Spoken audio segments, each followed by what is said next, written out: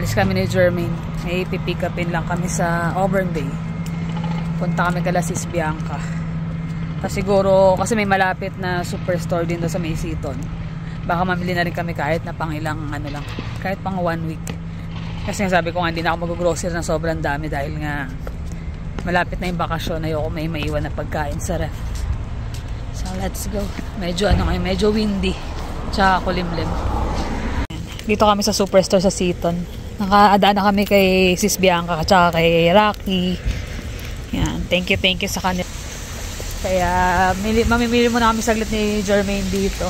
May mga ano, bulaklak. Ang gaganda ng bulaklak. May mga chocolate na para sa ano, sa trick or treat.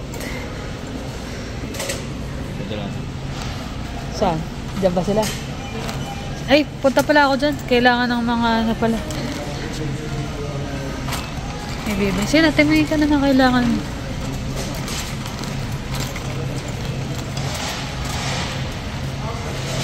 At least pang 1 week. Bang cute na mga damit ng pambata. Cute.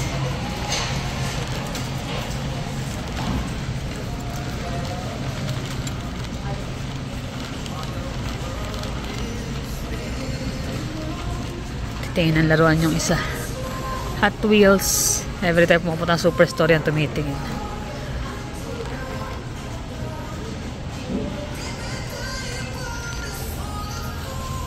Bilisan na kami ng pakwan kaya lang walang maganda. Wala kaming mapili. Kaya yung cherry nga tingnan natin.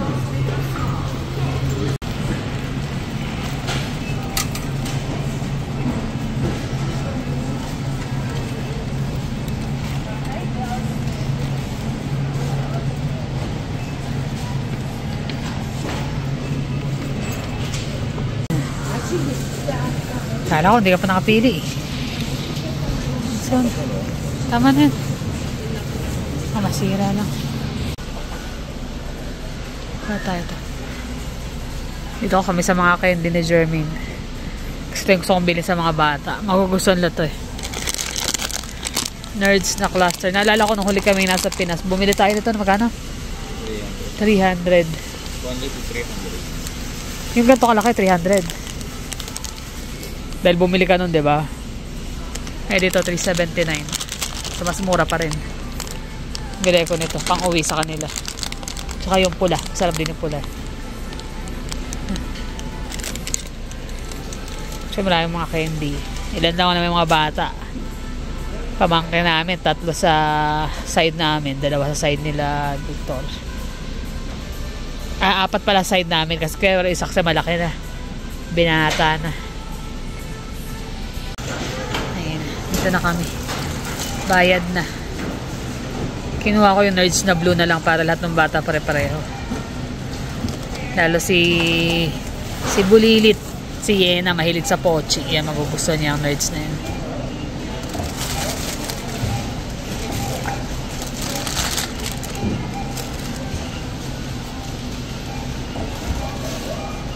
Pati itong maliit na to. Baby din yan eh. Kuha din siya Skittles naman. Masarap ba yung green na Skittles na? Masim. Hindi nila magugustuhan yan.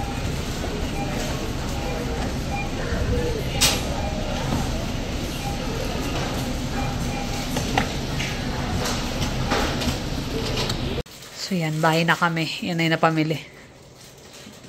Bumili ako ng pork hock. Na-miss ko yung ano eh, crispy pata. Tagal na namin, parang last year pata huli kami kumain ito o 2 years ago. Tapos, kumara ko ng giniling, pang spring roll or siomai. Crab meat. May plano kong gawin dito eh. Parang ano siya, wonton. Pero ito gagamitin ko. Lalagyan ko ng cream cheese. Tapos, sausage na cheddar. Kasi ito yung ano, at saka ito pala. Chicken thigh at saka drumstick. Kasi may beef pa ako dyan eh. So, chicken lang mostly binili ko tsaka tong pork. Tapos kay Jeremy itong Skittles. Tapos itong Nerds para sa mga bata. Dadagdag ko sa pasalubong. Yan, deodorant. Sa akin tsaka kay hubby. Tapos yung moisturizer. Pangahit. Tinapay. Yan. Tuna para sa onigiri. Soup bay. Ano to? Chicken bouillon. Tsaka pork. Beef pala. Ay, nalimutan ko yung pork. Chicken pala nakuha ko. Supposed to be pork ang plano ko kunin. Nakuha ko pala chicken. Meron pa ako nito eh. Gata, condense, calamansi extract, oyster sauce. Tapos dapat plano namin duman sana pa ng freestone para sa mga prutas. Kaya lang, di ba bulk pag nagpunta ron, mapaparami. Eh baka masira lang. So cherry, bumili ako ng cherry dito, dyan na lang sa superstore. Tapos cantaloupe, green pepper, tomato, red pepper, green onion, garlic, carrots, at saka itong onion. So, kung may mga kailanganin pa akong iba, dyan na lang sa Chalo. Pero for now, okay na muna yan. Tapos, bumili lang din ako ng Danish at saka scone sa Cubs bread. Ayun, kauwi lang niya from work, oh. Ano, pagod na pagod eh. Ano pa yung mata niya eh. Antok. Antok ka na. Nagising kasi ako, alas 3 na madaling araw eh. Hindi raw sumakatulog na maayos eh. Ito ang aking merienda. Gatas. Ito yung scone. Ayan. Muli ko ng scone at saka ng Danish. Yan. Sa Cubs bread. Tapos ito nga pala yung ano. Kaya ako dumayo doon kay Sis Bianca. Yung nagpapalit kami ng yen. Yen. Pero ano na yan, mixed denomination na yan. Para lang at least may cash kami. Sabi nga, mas okay nga daw yung kasabi niya magkano rin every time mag-withdraw ka. Bayad ka rin ng parang $5 din daw ang katumbas. $5? Yung ano? Syempre, pwede ka naman gumamit ng credit card pero depende sa bangko. May mga credit card daw kasi na kahit anong currency, meron naman daw na merong bayad. Kaya sabi niya, okay na rin na meron kayong dala. Tsaka yung discount mo yata pag credit card, hindi mabibigay. Hindi ko lang alam. Kasi, diba? Kaya pa-thank you talaga ako kay Sis Bianca at saka kay Rocky. Thank you Napachikan, hindi ko na nga na-vlog eh kasi nagchichikahan kami halos almost an hour din kami nandun. Tagal na nila, namin silang subscriber simula pa nung ano. Bagong lipat tayo dito sa bahay. Bagong lipat, oo. Tapos niregaluhan kami ng welcome home na doormat. Mas ever since Marami bigay sa amin yun. Tapos pag Pasko, yun, nag-order din siya nung nandun ako sa May Seaton, madalas din sila mag-order. Ngayon kasi layo ko na eh. Sabi niya, sayang nga, layo mo na. Sabi ko, sabi ko, next time ako pag pasyal kami, baka pagbalik galing bakasyon. Makapag-get together. Maraming salamat sa inyo. Kaya nga. Pasensya na kasi, may trabaho siya ngayon eh. Sino? Si Sis Bianca. May trabaho siya. Kaya lang napa-chika, syempre, bira magkita eh. Tsaka may mga tips siya tungkol sa sa Japan. Sa Japan. Ganito sis, ganyan.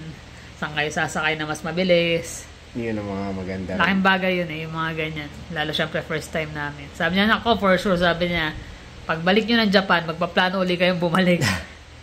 Which is malamang sa malamang. Nakakatuwa din eh. Pero magka-catch up kami pagbalik namin.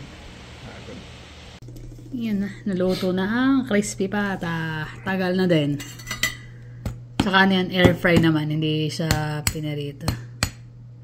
Ginawa mong hindi crispy. Drum. Crispy pa naman. Hindi nga lang kasing crispy pag tubog mantika. Pero mas okay na yan. Saan si Jermaine? Kinuha ko sa kanya. Yan. Kakauwi lang niya sa trabaho. Kain tayo guys. Ito pala isawsawan. Soy vinegar. Tapos may liquid seasoning. Para napapanood niya na.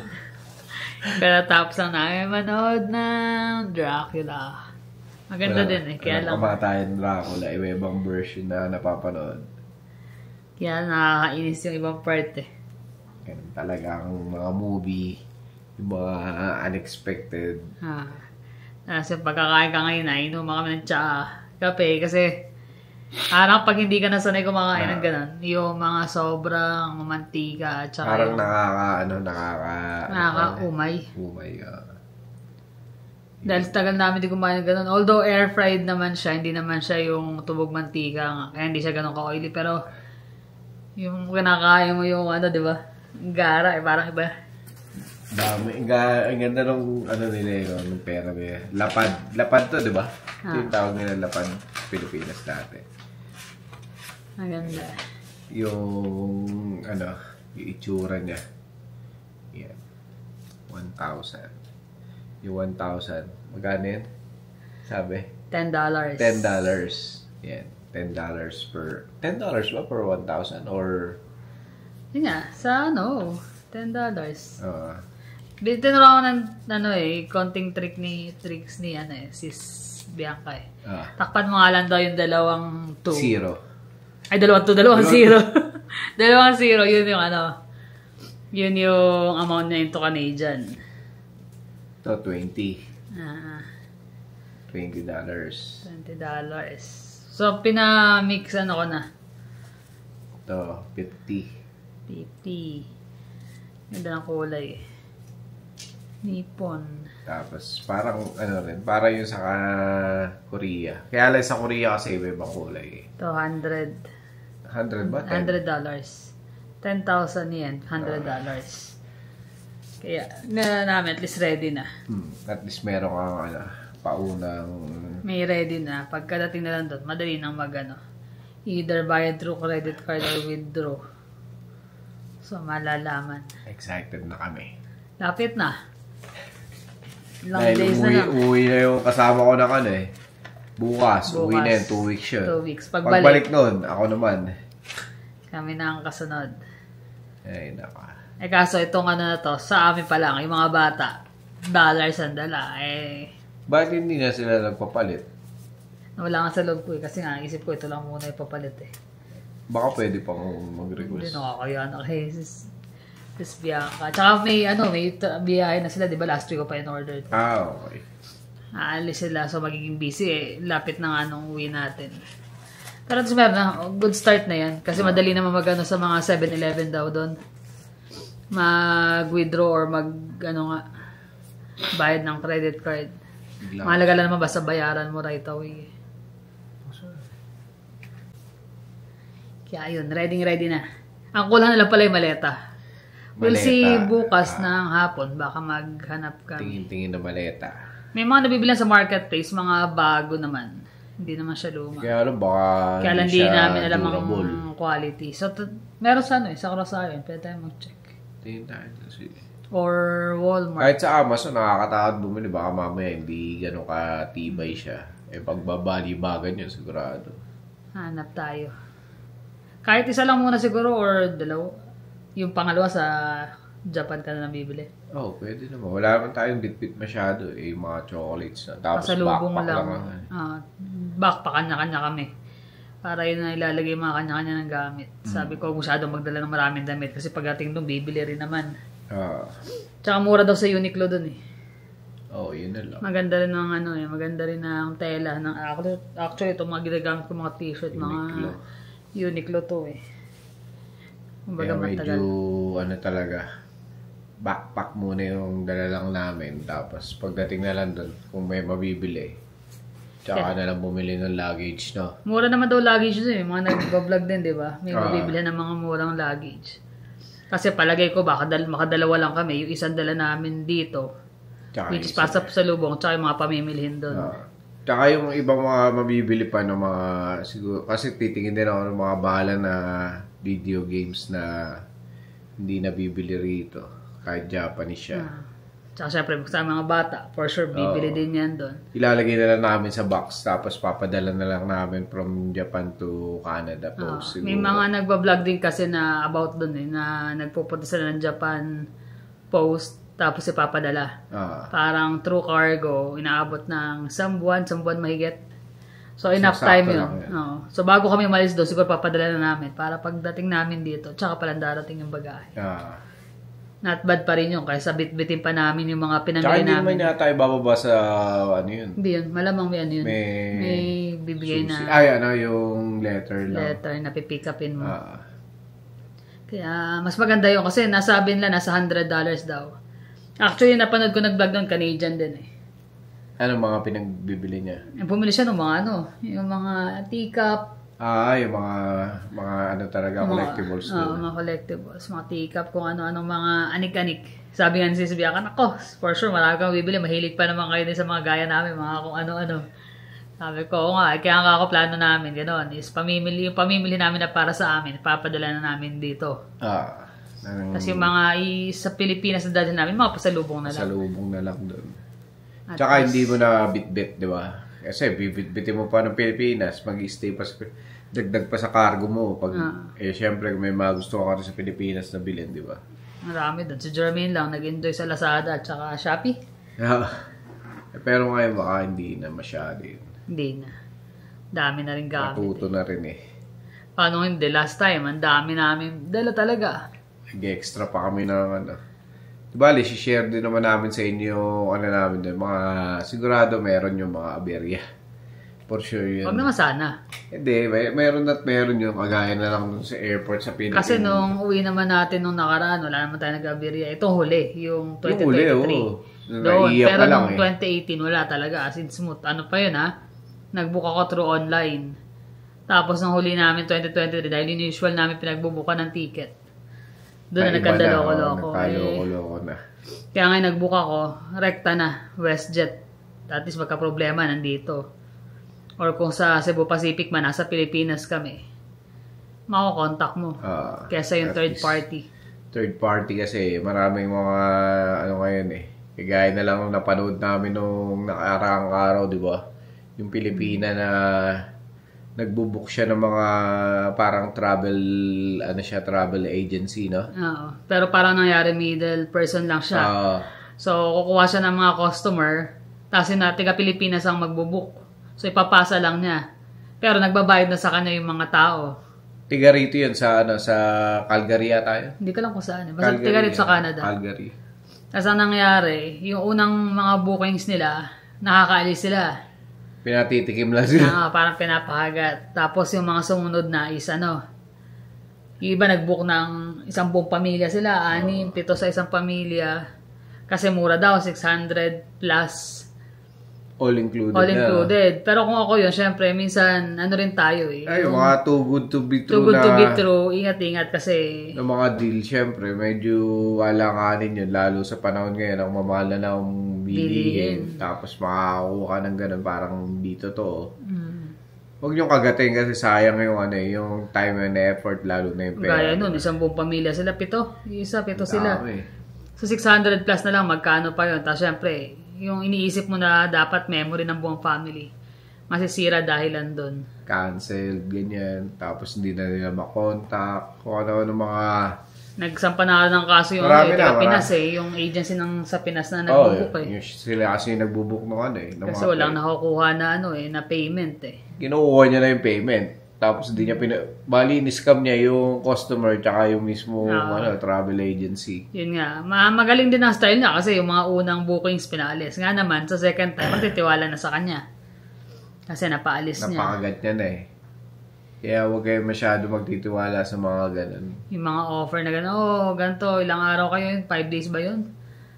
Tapos gano'n kamura. Sa flight pa lang, magkano na Doon pa kaya sa pagdating yung mismo doon.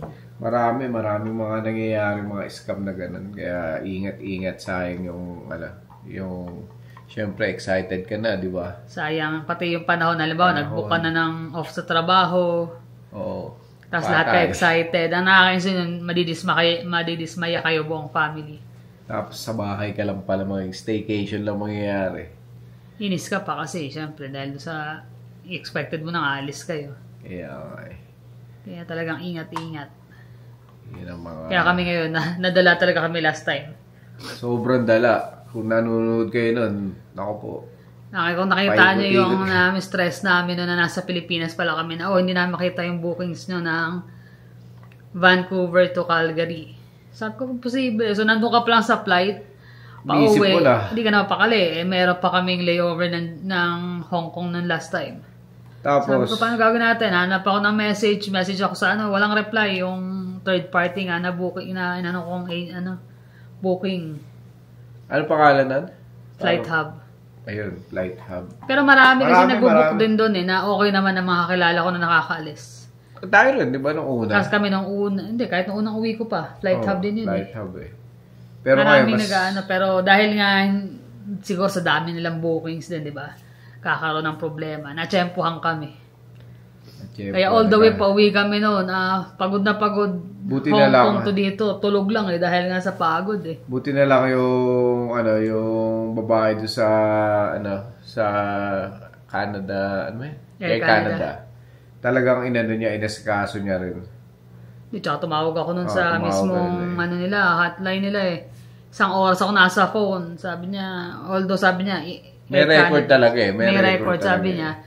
Hindi mahanap kung saan, pero may record kayo. Although sabi niya, Air Canada naman yan. Sige, hanap ko kayo ng next flight. Yeah, nakahanap din. Kaso, in an hour and a half. Kailangan ko panduman sa mga pasikot-sikot doon. Takbo naman. Kaya pagdating namin dito, pagod. Sabi ko next time, ayoko na. As much as possible, yung mismong kilalang travel agency na mag-booking ka or direct ka na sa mga Kaya lang, di maiwasan. May mga... Sunod pa yun. Tapos after nun, inubunga ako, di ba? Yung parang ubo na hindi nawawala. Kaya akala Embolism. Uso ako sa mga yung mga long haul na flight. Kaya actually ngayon, meron na kami ng compression socks. Suot na namin yung compression. Stockings pala. Compression stockings. Kaya, yung time na yun, na-stress talaga kami nun. Tapos pagdating namin dito, biglang parang medyo lumamig, nanibago yung katawan namin. Kaya rin siguro ako inubo nun. Yun pa. Ganon din yun. Dumating tayo rito. August tayo dumating. August ba tayo? Mainit pa. Pero sa gabi kasi rito, pagka ang dating namin madaling araw, malamig. Siyempre galing ka sa init. Tapos pagdating dito, medyo... Sabay labas kami ng madaling araw nun. Hindi kami makatulog Kain kami sa labas. Ayun. Kaya ngayon, sabi ko, ngayon pagbalik namin, for sure, malamig na dito kasi katapusan na ng October yun. So, kailangan may dala kaming mga, kahit hoodie. Kasi sa Japan daw, mainit pa, sabi ni Sis Bianca. Mainit pa kaya ng October na. Sabi niya, parang summer dito. Ganun? So, hindi nyo kailangan magdala. Pero kailangan nyo magdala ng yung jacket nga pagpabalik na. Ay, doon na lang bumili pa gano'n. Oo. Madali naman, hoodie lang naman. Basta meron ka lang cover kasi mag-Uber naman tayo from doon sa Kaya yun, medyo na kami, mga nagpaplano. Tsaka natututo ka rin naman doon sa mga, sa mga experiences mo na gano'n. So, kailangan natin talagang pag-aralan yung mga bawat Siyempre, naman natin masayang yung mga natin. Sayang. Pinaghirapan yun Lalo pa, nakalaan na yung oras mo, nakapag-book ka na ng off. Hindi mo naman pwede sabihin, bawiin mo na, hindi ako natuloy. Kunin-kuli yung oras ko. Siyempre, may mga magko-cover na ng shift mo. Cover na yun. Meron ng mga susunod na mga mag-vacation din. So, abangan nyo rin ang namin. Ang aming Japan trip. We'll see kung ano mga mangyayari sa aming adventure doon. Kasi hanapan kami for sure. Pero kagandahan ito kasi nga, wala kaming malilit na mga anak, malalaki na. Kaya wala ka nang intindihin na, asan, hawakan mo to, kailangan ganyan. Wala. Tapos na tayo doon. Mas madali na. Tsaka first time namin na kami magkakasama na mamamasyal talaga sa Japan. Kaya excited. Kahit yung dalawa Si Jonas nga, nag-aaral na ng Japanese mga simple lang naman. Kasi may kaibigan siyang yung na-meet nila sa Vancouver. Japanese. Nuturuan siya nung nakaraan. So yun lang naman. Kita-kita tayo sa susunod. We'll see kung ano ang aming next na lakad. Adventure natin. Correct. Paano guys? Thank you for always watching. See you in the next vlog. Bye.